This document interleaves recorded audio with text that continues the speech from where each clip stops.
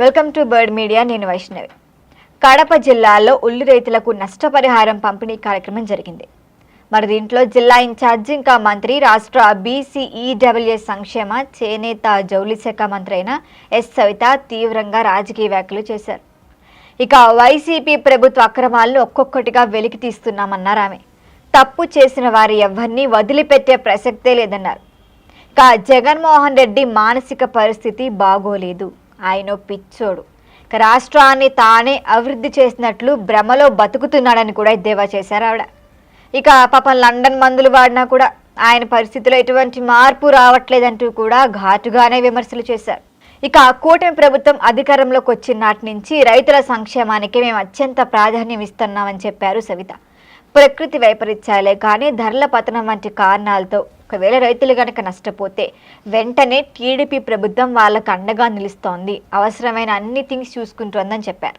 ఇక కమలాపురం నియోజకవర్గం వీరప్పనాయుడుపల్లిలోని స్థానిక ఎమ్మెల్యే పుత్తా కృష్ణ చైతన్య రెడ్డి జిల్లా కలెక్టర్ చెరుకూరి శ్రీధర్తో కలిసి ఉల్లి రైతులకు నష్టపరిహారాన్ని అందించారు.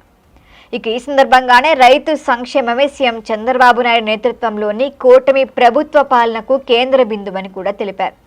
ఇక కర్నూలు, కడప జిల్లాలకు చెందిన మొత్తం 37,752 మంది ఉల్లి రైతులకు ఎకరానికి 20,000 చొప్పున అంటే 128.33 కోట్లని నేరుగా ఇప్పుడు రైతుల ఖాతాల్లోకే జమ చేసినట్లుగా కూడా చెప్పారు ఈవిడ.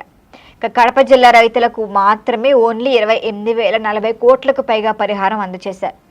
కమలాపురం రైతులకు 13 కోట్లు, మైదుకూరు రైతులకు 7.73 కోట్లు, పులివెందుల రైతులకు 6.16 కోట్లు, జమ్మలమడుగు రైతులకు 2.99 కోట్లు అందించినట్లుగా కూడా తెలిపారు. ఇక చిన్న రైతు, పెద్ద రైతు అనే తేడా కూడా లేదు, అందరికీ న్యాయం చేస్తూనే ఉంటామని కూడా స్పష్టం చేశారు. ఇక కోకో, పొగాకు, మామిడి, మిర్చి వంటి పంటలకు ధరల పతనంతో రైతులు నష్టపోకుండా కూడా మద్దతు ధరలు కల్పించామని ఈ సందర్భంగా చెప్పారు. అయితే ఇప్పుడు రీసెంట్గా అన్నదాత సుఖీభవ పథకం కింద కూడా 2 విడతలుగా అందించారు.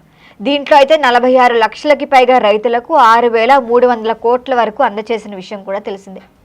దీంతో పాటు వ్యవసాయ యంత్రీకరణకు కూటమి ప్రభుత్వం పెద్దపీట వేస్తోంది, డ్రిప్ ఇరిగేషన్కు ప్రోత్సాహం కూడా ఇస్తోందన్నారు.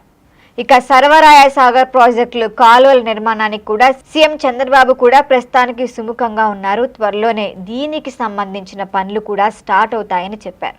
రైతు పక్షపాతి, రైతు కష్టాలు తెలిసిన వ్యక్తి మాన్యశ్రీ ముఖ్యమంత్రి చంద్రబాబు నాయుడు గారు అనే విషయం తెలియజేస్తూ ఈరోజు ఉల్లి రైతుల నష్టపరిహారం కడప జిల్లాలో కమలాపురం నియోజకవర్గంలో ఈరోజు రైతన్నలకు అందజేశామన్న విషయం కూడా తెలియజేస్తూ మరి రాయలసీమలో మొత్తంగా మరి 37,752 మందికి అంటే హెక్టార్కు 50,000 రూపాయల చొప్పున మరి 128.33 కోట్ల రూపాయలు చెక్కును కూడా ఈరోజు అందజేశామన్న విషయాన్ని కూడా మీకు తెలియజేస్తున్నాం. మరి అందులో భాగంగా కమలాపురం నియోజకవర్గానికి 11.32 లక్షల రూపాయలు కూడా ఈరోజు అందజేశామన్న విషయం కూడా తెలుసు. ఇదే విధంగా రైతులకు ఎప్పుడు కష్టం వచ్చినా కూటమి ప్రభుత్వం మాన్యశ్రీ ముఖ్యమంత్రి చంద్రబాబు నాయుడు ముందడుగులో ఉంటారన్న విషయం కూడా తెలియజేస్తూ మనందరికీ తెలుసు కోకో రైతులకు కష్టం వచ్చినప్పుడు ఏ విధంగా ఆదుకున్నారో, అదేవిధంగా మరి మామిడి రైతులకు ఏ విధంగా అందుకున్నారో, పొగాకు రైతులకు ఏ విధంగా అందుకున్నారో మనం అందరం సాక్షాత్తు చూసామన్న విషయం, ప్రత్యక్షంగా చూసామన్న విషయం కూడా తెలియజేస్తూ మరి రైతులకు అన్ని విధాలుగా ఒక పక్క నాణ్యతమైన విత్తనాలు అందజేస్తూ నాణ్యతమైన మరి ఎరువులు, దానితో పాటు స్ప్రింక్లర్లు, డ్రిప్పులు, మరి ప్రొక్యూర్మెంట్ కూడా చేస్తూ ఈరోజు రైతులకు అండగా ఉన్నాం. వీటిలోనే జగన్ పై మాత్రం గట్టిగానే విరుచుకుపడ్డారామే. గత ప్రభుత్వంలో జరిగిన అక్రమాలు వెలికి తీస్తున్నాం, అవినీతికి పాల్పడిన వారిపై చర్యలు ఖచ్చితంగా ఉంటాయి, కొద్దిగా లేట్ అయినా కూడా. మరి ఇప్పుడు మనం చూస్తే కనుక Bhogapuram airport, Visakha data centre కూడా తన వల్లే వచ్చాయని జగన్ చెప్పుకుంటున్న విషయం తెలిసిందే. వైసీపీ అధినేత అసెంబ్లీలోకి వచ్చి మాట్లాడరు కానీ వాళ్ళ సాక్షి పత్రికల్లోనూ సాక్షి మీడియాలో మాత్రమే మాట్లాడుతున్నారు. ప్రజలందరికీ క్లారిటీ ఉంది. మరి భోగాపురం ఎయిర్పోర్టు ఎవరు తీసుకొచ్చారు, ఏ సమయంలో జరిగింది, ఎవరు సెంట్రల్ మినిస్టర్గా ఉన్నారు, ఏ సమయంలో 14-19లో మనం పర్మిషన్లు తీసుకొచ్చాం, ల్యాండ్ అక్విజిషన్ చేశాం. మరి జగన్మోహన్ రెడ్డి గారు దాన్ని 5 సంవత్సరాల్లో పూర్తి చేయొచ్చు.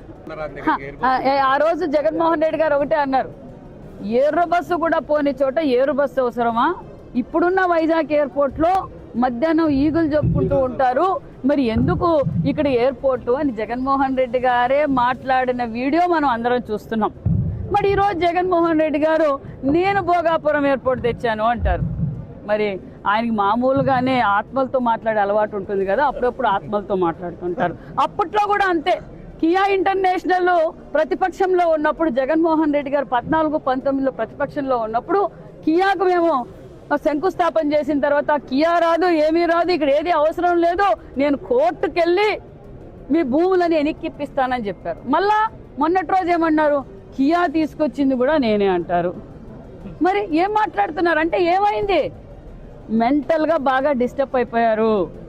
మరి ఇదంతా చూస్తుంటే ఆయన మానసిక స్థితికి ఎంతవరకు నిదర్శనమో చెప్తున్నారు ఆమె. భోగాపురం ఎయిర్పోర్ట్ క్రెడిట్ మొత్తం సీఎం చంద్రబాబుదే అంటున్నారు ఆమె. రాయలసీమ ఎత్తిపోతల పథకం నిలిచిపోవటానికైతే జగన్ అసమర్థతే కారణం అంటున్నారు. ఇక గత ప్రభుత్వం పట్టాదారు పాస్బుక్లపై కూడా జగన్ బాబు ముద్రించిన విషయాన్ని కూడా గుర్తు చేసుకున్నారు ఆమె. అప్పట్లో రైతులను కూడా ఆయన భయభ్రాంతులకు గురి చేశారన్నారు.